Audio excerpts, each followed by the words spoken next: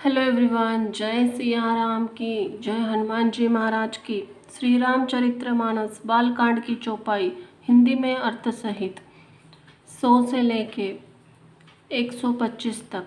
श्री गणेशाय नमः। श्री जानकी वल्लभो विजयते नमः। श्री रामचरितमानस। चलिए जानते हैं।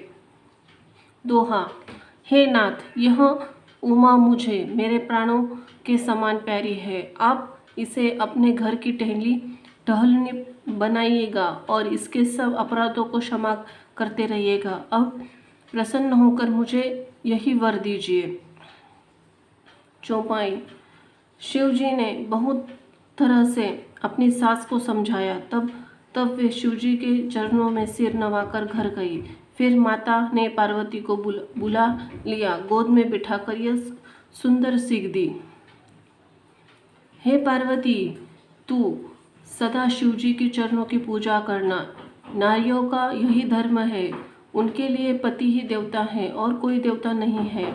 इस प्रकार की बातें कहते कहते उनके आंखों में आंसू भर आए और उन्होंने कन्या को छाती से लिपटा लिया।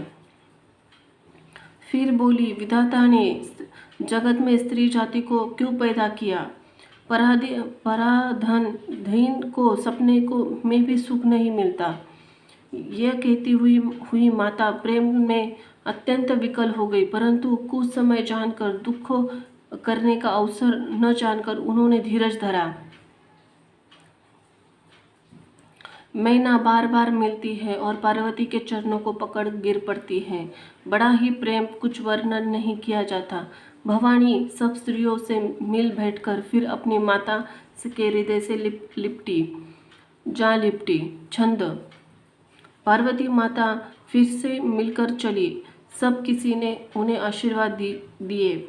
पार्वती फिर कहकर माता के और देखती जाती थी। तब सखिया उन्हें शिवजी के पास ले गई।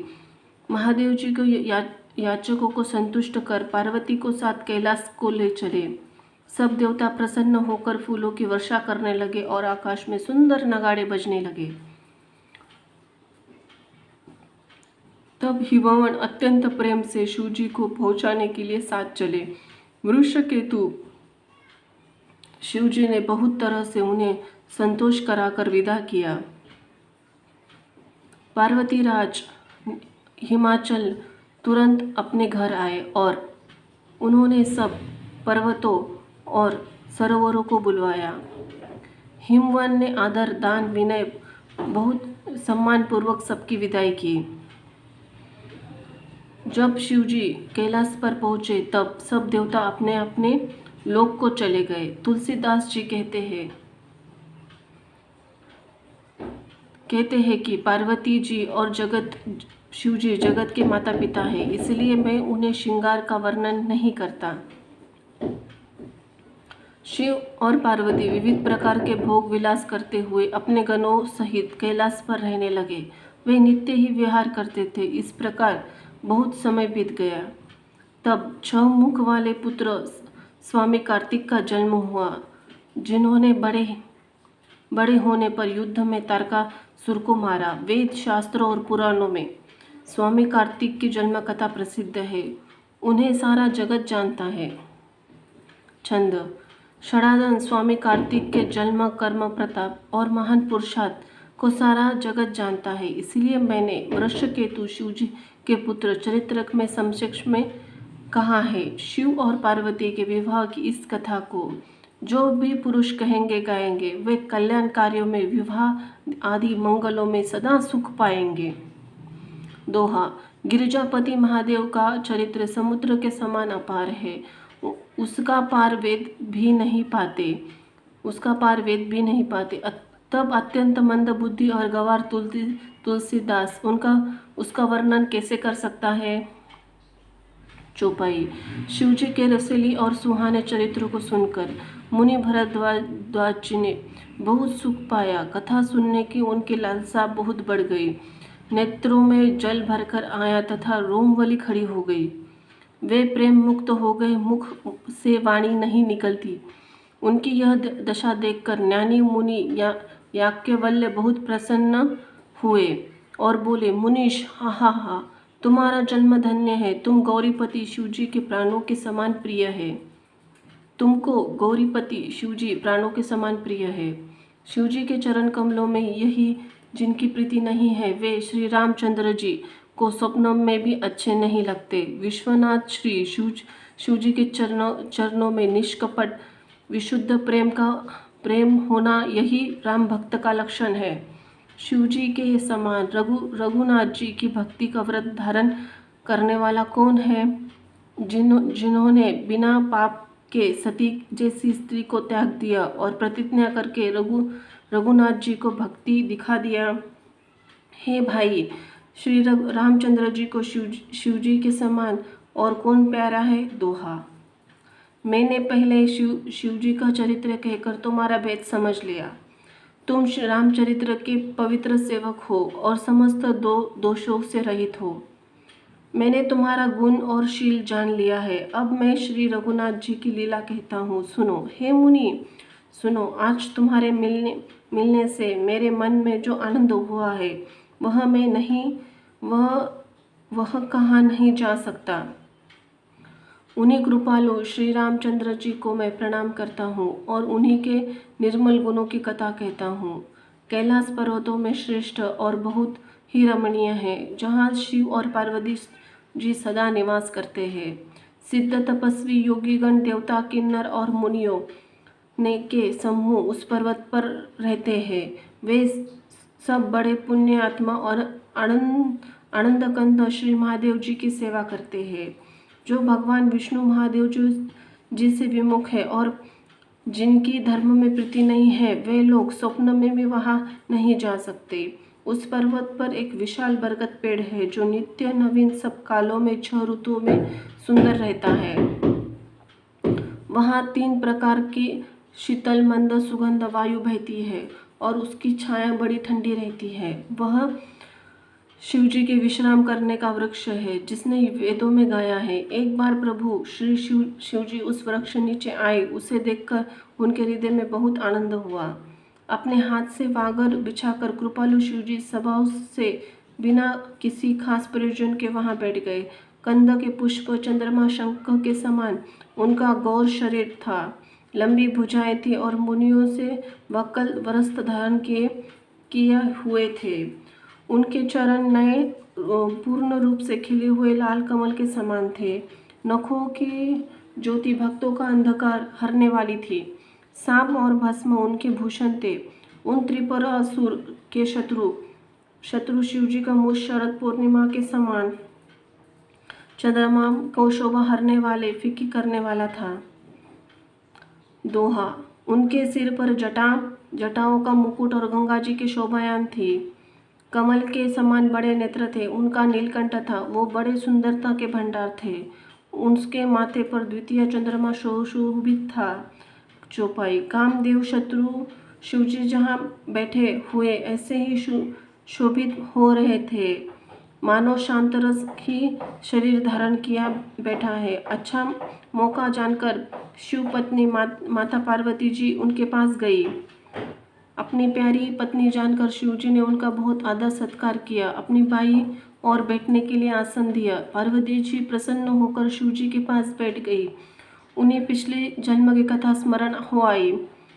स्वप्न स्वामी के हृदय में अपने ऊपर पहले अपेक्षा अधिक से प्रेम समझकर पार्वती हंसकर प्रिय वचन बोली। याज्ञवल्क्य जी कहते हैं, जो कथा सब लोग के हित करने वाली है, उसे पार्वती जी को पूछना चाहती है। पार्वती जी ने कहा, हे संसार के स्वामी, हे मेरे नाथ, हे त्रिपुरासुर के वध करने वाले, आपकी महिमा तीनों लोकों में विख्यात है। चर अचर नाग मनुष्य और देवता सभी आपके चरणों की सेवा करते हैं। दोहा। हे प्रभु, आप समर्थ सर्वज्ञ कल्याण स्वरूप है, सर्व कलाओं गुणों के निधान है और योग तथा ज्ञान वैराग्य के भंडार है।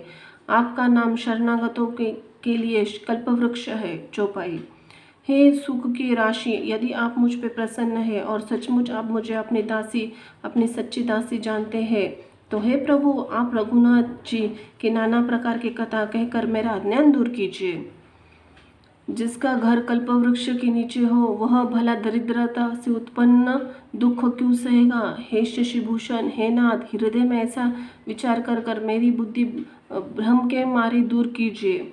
हे प्रभु, हे परमार्थ तत्व, हे न्याता और वक्ता, हे मुनि, श्री रामचंद्र जी को अनादि ब्रह्म कहते हैं और शेष सरस्वती वेद पुराण सभी श्री रघुनाथ जी के गुण गाते हैं।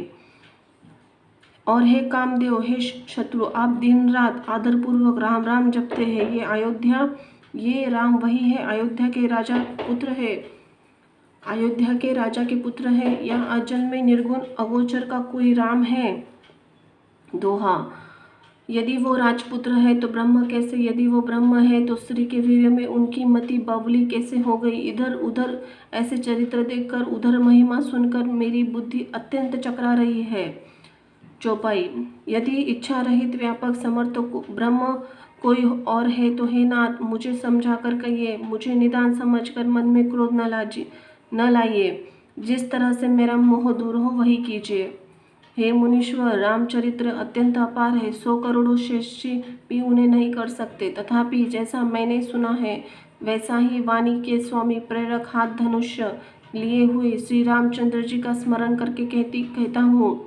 सरस्वती जी कठपुतली के समान है। अंतर्यामी स्वामी श्री रामचंद्र जी सूत पकड़कर कठपुतली को नचाने वाले सूत्रधार है। अपना भक्त जानकर जिस कवि पर वे कृपा करते हैं उनके हृदय में आंगन रूपी सरस्वती को नचाया करते हैं। मैंने पिछले जन्म में वन में श्री रामचंद्र जी की प्रभुता देखी थी, परंतु अत्यंत भयभीत होने के कारण मैंने वह बात आपको नहीं सुनाई। तो भी मेरे मलिन मन को बोध नहीं हुआ, उसका अच्छा फल मैंने अच्छी तरह से पा लिया। अब मेरे मन में कुछ संदेह है, आप कृपा कीजिए। मैं हाथ जोड़कर विनती करता हूँ, हे प्रभु, आपके उस समय मुझे बहुत अच्छी तरह से समझाया था, फिर भी मेरा संदेह नहीं गया। हे नाथ, यह सोचकर मुझ पर क्रोध न कीजिए। मुझे अब पहले जैसा मोह नहीं है। अब तो मेरे मन में राम कथा सुनने की रुचि है। हे शेषनाग को अलंकार रूप में धारण करने वाले देवताओं के नाथ, आप श्री रामचंद्र जी के गुणों की पवित्र कथा कहिए। दोहा, मैं पृथ्वी पर सिर टेक कर आपके चरणों की वंदना करती हूँ और हाथ जोड़कर विनती करती हूँ, आप वेदों के सिद्धांत निचोड़कर श्री रघुनाथ जी का निर्मल यश कीर्तन वर्णन कीजिए।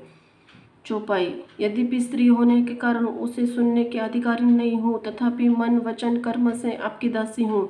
संत लोग जहाँ अंतर अधिकारी पाते हैं वहाँ गुण तत्व से भी उसे नहीं छुपाते। हे देवताओं के स्वामी, मैं बहुत ही अंतर्भाव दीनता से पूछती हूँ, आप मुझ पर दया करके श्री रघुनाथ जी की कथा कहिए।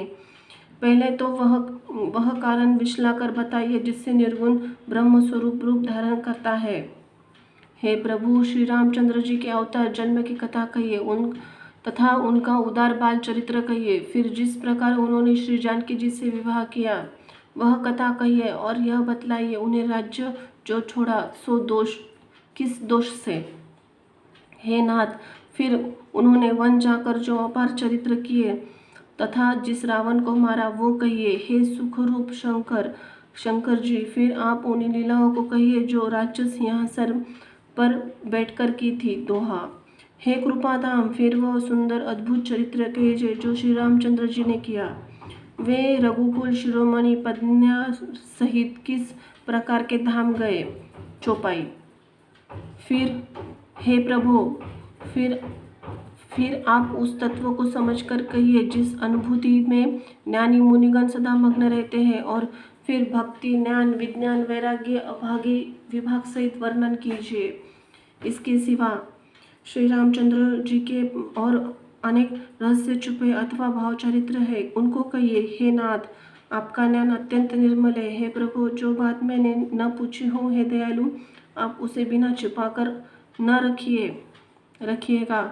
वेदों ने आपको 3 लोकों का गुरु कहा है, दूसरे पामरजू इस रहस्य को क्या जाने। पार्वती के सहज सुंदर छल रहित सरल प्रश्न शिव जी को मन में बहुत अच्छे लगे।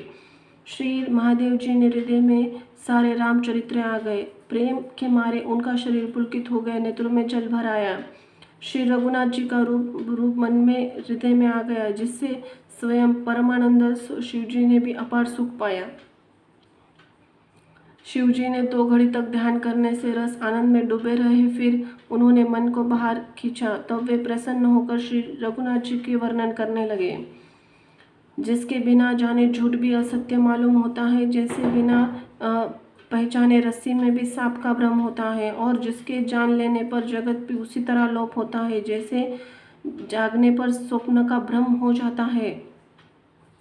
मैं श्री रामचंद्र जी के बाल रूप की वंदना करता हूँ, जिनका नाम जपने से सिद्धियां सहज प्राप्त हो जाती है। मंगल के धाम अमंगल हरने वाले श्री रामचंद्र दशरथ जी, आंगन में खेलने वाले बाल रूप श्री रामचंद्र जी, मुझ पे कृपा करें।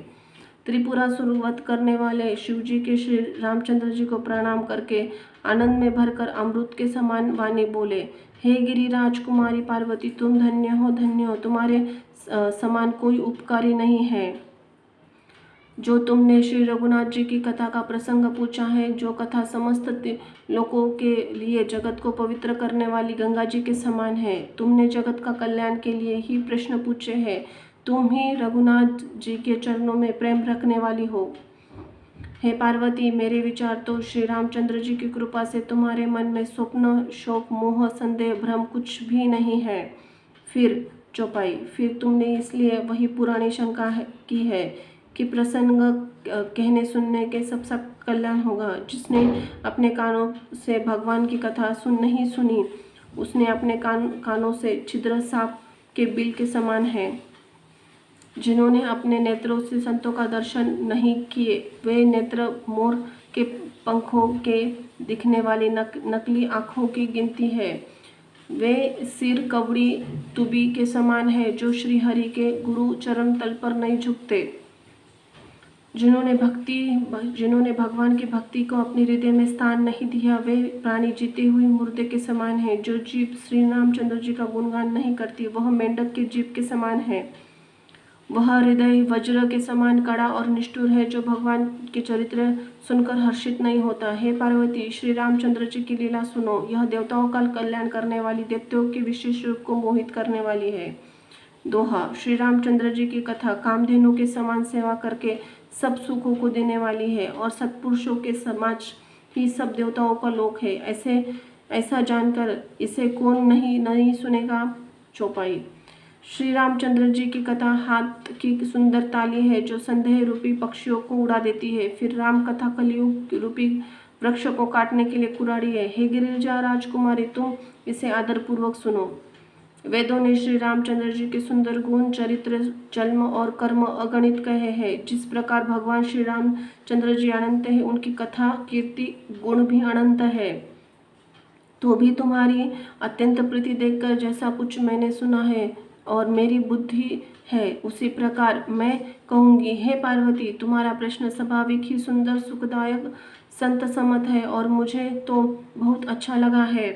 हे पार्वती, एक बात मुझे अच्छी नहीं लगी, यद्यपि तुम मोहवश होकर कही है। जो तुमने यह कहकर राम कोई और है, जिनके वेद गाते मुनिजन जिनका ध्यान करते हैं, जो मोह रूपी पिशाच को द्वारा ग्रस्त है, पाखंडी है, भगवान के चरणों में विमुख है और झूठ सचमुच नहीं जानते, ऐसे अधर्म मनुष्य किस तरह से कहते और सुनते हैं।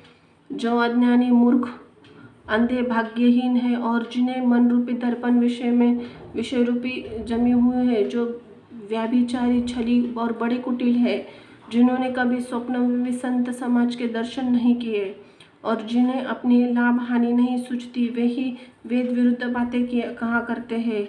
जिनका हृदय रूपी दर्पण मेला है और नेत्रों से हीन है, वे बेचारे श्री रामचंद्र जी का रूप कैसे देखे। जिनको निर्गुण सगुण का कुछ भी विवेक नहीं है, जो मनगढ़ंत बातें बका करते हैं, जो हरि की माया वश में होकर जन्म मृत्यु के चक्र में भ्रमते फिरते हैं, उनके लिए कुछ भी कह डालना संभव नहीं है।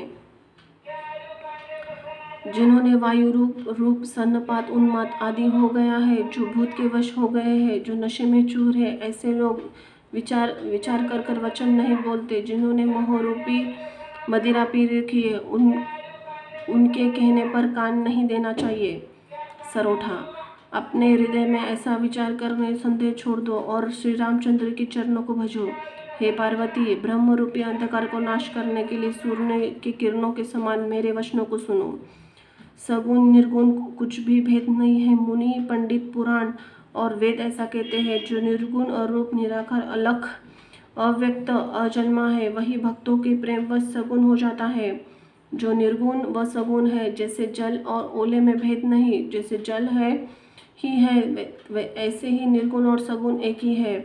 जिसका भ्रम रूपी अंधकार मिटने से सूर्य है, जिसके मुंह में एक मोह का प्रसंग भी कैसे कहा जा सकता है। श्री रामचंद्र जी सच्चिदानंद स्वरूप है। वहाँ मोह रात्रि रूपी रात्रि का लवकेश नहीं है। वे स्वभाव से प्रकार रूप है, भगवान है। वहाँ तो विज्ञान रूपी प्राप्त काल नहीं होता। अज्ञान रूपी रात्रि हो तो विज्ञान रूपी प्राप्त काल। भगवान तो नित्य ज्ञान स्वरूप है। हर्ष, शोक, ज्ञान, अज्ञान, अहंता और अभिमान, ये सब जीव के धर्म है। श्री रामचंद्र जी तो व्यापक ब्रह्म, परमानंद स्वरूप, परात्पर प्रभु और पुराण पुरुष है। इस बात को सारा जगत जानता है। दोहा। जो पुराण पुरुष प्रसिद्ध है, प्रकाश के भंडार है, सब गुणों से प्रकट है, जीव माया जगत के स्वामी है, वे ही रघुकुल मणि श्री रामचंद्र जी मेरे स्वामी हैं। ऐसा कहकर शिव जी ने उनको मस्तक नवाया। चौपाई। अज्ञान मनुष्य अपने भ्रमों को समझते नहीं है और वे मूर्ख प्रभु के श्री रामचंद्र जी को आरोप करते हैं। जैसे आकाश में बादलों का परिंदा देखकर कुविचारी अज्ञानी लोग कहते हैं कि बादलों ने सूर्य को ढक लिया है। जो मनुष्य आँख में उंगली लगा करके देखता है, उसके लिए तो दो चंद्रमा प्रत्यक्ष है। हे पार्वती, श्री रामचंद्र जी के विषय में इस प्रकार मोह करना वैसा ही है जैसा आकाश में अंधकार, धुएं और धूल का सहना दिखना। आकाश में जैसे निर्मल निर्लेप है, उसके कोई मिलन का स्पर्श नहीं कर सकता। जिस प्रकार भगवान श्री रामचंद्र जी नित्य, निर्मल और निर्लेप है। विषय, इंद्रियता, इंद्रियों के देवता, जीवात्मा, ये सब एक सहायता का एक चेतन है। अर्थात विषयों का प्रकाश इंद्रियों के देवता से, इंद्रिय देवताओं का चेतन जीवात्मा से प्रकाश होता है। इन सब का प्रकाशमक है, अर्थात जैसे इन सब का प्रकाश होता है, वही अनादि ब्रह्म अयोध्या नरेश श्री रामचंद्र जी है।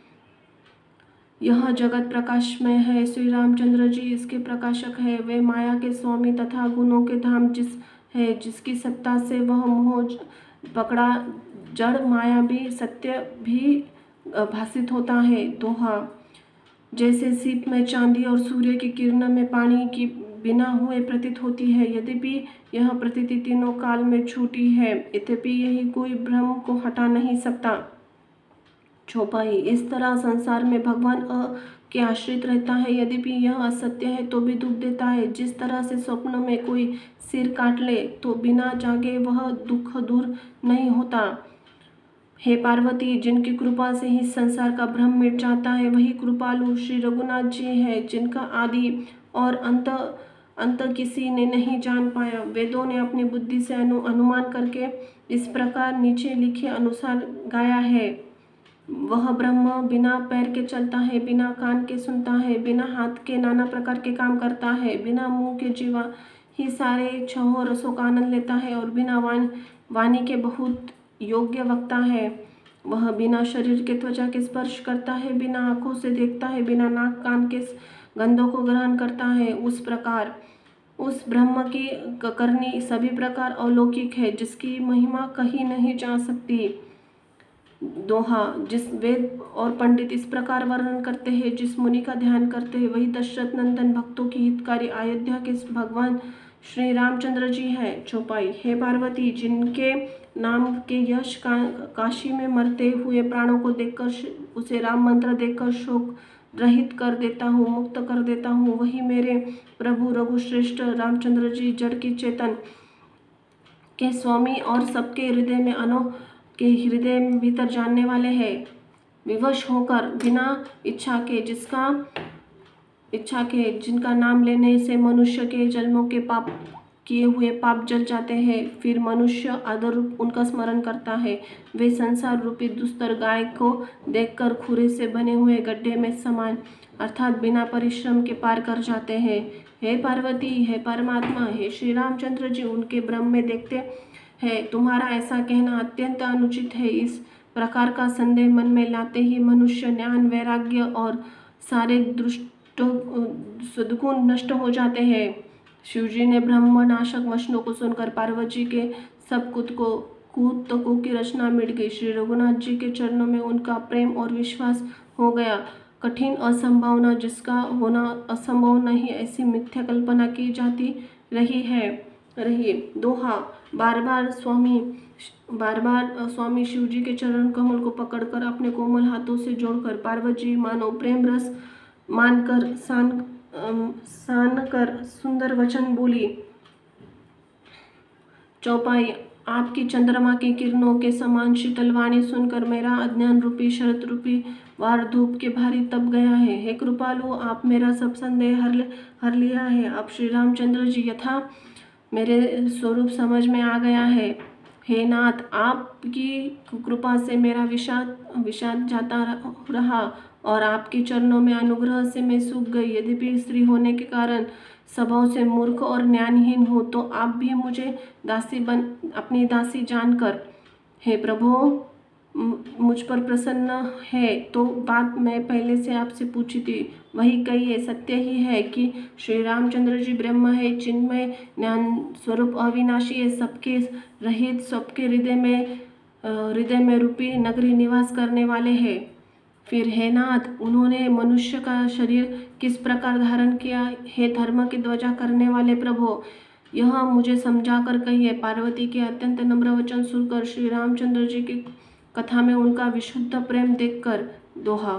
तब काम देव शत्रु सब स्वाभाविक सुजान कृपा निधान शिवजी भी मन में बड़े हर्षित हुए। सब प्रकार से पार्वती ने बढ़ाकर फिर बोले सरोठा। हे पार्वती, निर्मल रामचरितमानस की वह मंगलमय कथा सुनो जिसे कांशु शुंडी ने विस्तार से कहा और पक्षियों के राजा गरुड़ जी ने सुना था। वह श्रेष्ठ संवाद जिस प्रकार है वह आगे भी कहूँगा। अब तुम श्री रामचंद्र जी के अवतार का परम सुंदर पवित्र पापनाशक चरित्र सुनो। श्री हरि के गुण, मान, कथा और रूप सभी अपार अगणित है और असीम है। फिर भी हे पार्वती, मैं अपनी बुद्धि के अनुसार कहता हूँ, तुम आदरपूर्वक सुनो। हे पार्वती सुनो। वेद शास्त्रों के हरि ने सुंदर विस्तृत निर्मल चरित्र का गान किया है। हरि का अवतार जिस कारण होता है बस वही कारण, ऐसा नहीं कहा जा सकता। अज्ञानों के कारण हो सकता है और ऐसे भी हो सकते हैं जिनको कोई जान नहीं सकता। हे सयानी सुनो। हमारा मत तो यही है कि बुद्धि, मन और वाणी से श्री रामचंद्र जी तर्कना नहीं की जा सकती। तथापि संत मुनि, वेद, पुराण अपनी बुद्धि से अनुसार जैसा कुछ कहते हैं और जैसा कुछ मेरी समझ में आता है सुमुखी, वही कारण मैं तुमको सुनाता हूँ। जब जब धर्म का ह्रास होता है और नीच अभिमानी राक्षस बढ़ जाते हैं और वैसे ही अन्याय करते हैं जिसका वर्णन नहीं हो सकता, तथा ब्राह्मण, गो, देवता पृथ्वी को कष्ट पहुँचाते हैं, तब कृपा निधान प्रभु की भांति दिव्य शरीर धारण कर सज्जनों की पीड़ा हरते हैं। दोहा। वे असुरों को मारकर देवताओं को स्थापित करते हैं, अपनी श्वास रूपी वेदों की मर्यादा का रक्षा करते हैं और जगत में अपना निर्मल यश फैलाते हैं। श्री रामचंद्र जी का अवतार का यही कारण है। चौपाई। उसी यश को गाकर भक्तजन भवसागर से तर कर बाहर जाते हैं। कृपा सागर के भगवान भक्तों के हित के लिए धारण करते श्री रामचंद्र जी के जन्म लेने के कारण जो एक से एक बढ़कर विचित्र है। हे सुंदर बुद्धि वाली भवानी, मैं उनको दो एक जन्मों का विस्तार करता हूँ। तुम सावधान होकर सुनो। श्री हरि जय और विजय दोनों द्वारपाल है जिनको सब कोई जानते हैं। उन दोनों भाइयों ने ब्राह्मण सनादि के शाप से असुरों को तामसिक शरीर पाया। एक का नाम था हिरण्यकश्यप, दूसरे का नाम था हिरण्याक्ष। ये देवराज इंद्र के गर्व को छुड़ाने वाले जग में प्रसिद्ध हुए। वे युद्ध में विजय पाने वाले वाख्यात वीर थे। इनमें से एक हिरण्याक्ष भगवान ने वराहसुर का धारण करके मारा, फिर दूसरे हिरण्यकशिपु का हिरण नरसिंह रूप धारण करके वध किया, अपना भक्त प्रहलाद का सुंदर यश फैलाया। दोहा। वे ही दोनों जानकर देवताओं को जीतने वाले तथा बड़े योद्धा रावण और कुंभकर्ण बड़े बलवान और महावीर राक्षस हुए, जिन्हें सारा जगत जानता है। चौपाई। रावण भगवान के द्वारा मारे जाने पर भी वे हिरण्याक्ष और हिरण्यकशिपु के लिए मुक्त नहीं हुए कि ब्राह्मण के शाप का प्रमाण 3 जन्म के लिए था। अंत एक बार उनके कल्याण के लिए भक्त प्रेमी भगवान ने फिर अवतार लिया। वह अवतार कश्यप और अदिति के उनके माता पिता हुए, जो दशरथ और कौशल्या के नाम से प्रसिद्ध थे। एक कल्प में इस प्रकार अवतार लेकर उन्होंने संसार को पवित्र लीलाएं की। एक कल्प में देवताओं ने जलंधर दैत्य से युद्ध में हार जाने के कारण दुखी होकर शिवजी ने उसके साथ बड़ा घोर युद्ध किया, पर वह महाबली दैत्य मारे नहीं मरता था। उस दैत्यराज की स्त्री परम सती बड़ी पवित्रता थी। उसी के प्रताप से त्रिपुरासुर जैसे अजय शत्रु का विनाश करने वाले शिवजी भी उस दैत्य को जीत नहीं सके। दोहा। प्रभु ने छल से उस स्त्री का व्रत भंग करके देवताओं को काम किया। जब स्त्री ने उसका भेद जाना, तब उसने क्रोध करके भगवान को शाप दिया। चौपाई। लीलाओं के भंडार कृपालु हरि ने उस स्त्री के शाप को प्रामाण्य दिया, स्वीकार किया। वही जलंधर उस कल्प में रावण हुआ, जिसे श्री रामचंद्र जी ने युद्ध में मारकर परम पद किया। एक जन्म का कारण था जिससे श्री रामचंद्र जी ने मनुष्य देह धारण किया। हे भरद्वाज मुनि, सुनो, प्रभु के प्रत्येक अवतार की कथा कवियों के नाना प्रकार का वर्णन किया है। एक जन्म का कारण था जिससे श्री रामचंद्र जी ने मनुष्य देह धारण किया। हे भरद्वाज मुनि, सुनो, प्रभु के कितने अवतार की कथा कवियों ने नाना प्रकार के वर्णन किया है। एक बार नारद जी ने शाप दिया, अंत एक कल्प में अवतार हुआ। यह बात सुनकर पार्वती बड़ी चकित हुई और बोली, नारद जी तो भगवान विष्णु के भक्त और ज्ञानी हैं। मुनि ने भगवान को किस प्रकार कारण से शाप दिया? लक्ष्मीपति भगवान ने उनका अपराध किया था। हे पुरारी शंकर जी, यह कथा कहिए। मुनि नारद के मन में मोह होना बड़े आश्चर्य की बात है। दोहा। तब महादेव जी ने हंसकर कहा, न कोई ज्ञानी है न कोई मूर्ख। श्री रघुनाथ जी जब जिसको जैसा करते हैं वह उसी क्षण वैसा ही हो जाता है। सरोठा। याज्ञवल्क्य जी कहते हैं, हे भरद्वाज, मैं श्री रामचंद्र जी के गुणों की कथा कहता हूँ, तुम आदर से सुनो। तुलसीदास जी कहते हैं, मानव मत छोड़कर अवगमन नाश करने वाले रघुनाथ जी को भजो। हिमालय की पर्वत में बड़ी एक गुफा थी, उसके समीप सुंदर गंगा जी बहती थी। वह परम सुंदर आश्रम देखने वाली पर नारद जी का मन बहुत सुहाना लगा। पर्वत, नदी, वन के सुंदर विभागों में देखकर नारद जी का लक्ष्मीकांत भगवान के चरणों में प्रेम हो गया। भगवान का स्मरण करते ही नारद मुनि ने जो शाप उन्हें दक्ष प्रजापति ने दिया था, जिसके कारण वे एक स्थान पर नहीं ठहर सकते थे, गति रुक गई। मन के स्वाभाविक निर्मल होने के उनकी समाधि लग गई। नारद मुनि तपोमयी स्थिति देखकर देवराज इंद्र डर गया। उसने कामदेव को बुलाकर उसका आदर सत्कार किया और कहा कि मेरे हित के लिए तुम अपने सहायकों सहित नारद की समाधि भंग करने के लिए जाओ। यह सुनकर मणिध्वज कामदेव मन में प्रसन्न होकर चला। इंद्र के मन में डर हुआ कि देवर्षि नारद मेरी पूरी अमरावती का निवास राज्य चाहता है। जगत में कामी और लोभी होते हैं, वे कुटिल कौवे की तरह सबसे डरते हैं। दोहा। जैसे मूर्ख कुत्ता सिंह को देखकर सूखी हड्डी लेकर भागे, वह मूर्ख समझे कि उस हड्डी को सिंह छीन न ले, वैसे ही इंद्र को नारद जी मेरा साम्राज्य छीन लेंगे ऐसा सोचते लाज नहीं आई। चौपाई। कामदेव उस आश्रम में गया। तब उसने अपनी माया से वसंत ऋतु को उत्पन्न किया। तरह तरह के रंगे बिरंगे फूल खिलाए, उनके कोयल कूकने लगे, भौरे गुंजने लगे। कामाग्नि को भड़काने वाली तीन प्रकार की शिथिल मंद सुगंध सुहानी हवाएं चलने लगी। रंभा आदि नवयुवती देवगण आए, जो सभी कलाओं में काम कला में पारंगत निपुण थे। वे बहुत प्रकार के तानों की तरंग साथ गाने लगे, हाथ में गेंद लेकर नाना प्रकार के खेलने लगे। कामदेव अपने सहायकों को देखकर मन में बहुत प्रसन्न हुआ।